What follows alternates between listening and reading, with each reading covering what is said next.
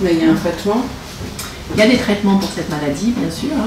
Le dépistage à la naissance sert justement à dépister les enfants malades. Et actuellement, parmi les 5 maladies dont je vous ai parlé, c'est la drépanocytose qui est la plus fréquente. Et on sait qu'il y a plus de 400 enfants qui naissent chaque année en France avec cette maladie.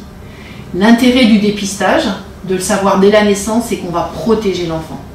On va informer les parents pour qu'ils arrivent tôt à l'hôpital, si leur enfant manque de sang par exemple.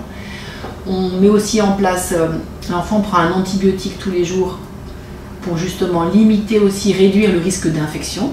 C'est des enfants qui ont un risque d'infection assez rapide.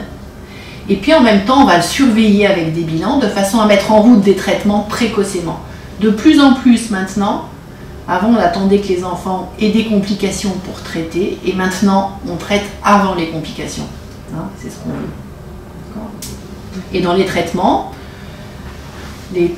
qui changent la maladie, il y a un médicament qu'on peut donner à prendre tous les jours qui vraiment réduit les crises douloureuses de la maladie, réduit l'anémie.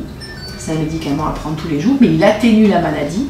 Il y a des enfants aussi qui vont avoir besoin de transfusions tous les mois pour réduire les complications de la maladie. Et puis il y a aussi un troisième traitement qui est la greffe de moelle osseuse, qui est là un traitement qui permet de guérir la maladie et qui est proposé aux enfants qui en ont besoin quand ils ont un donneur compatible dans leur famille. Et puis enfin, mais c'est plus nouveau, c'est quand même un traitement, on va dire, qui est encore dans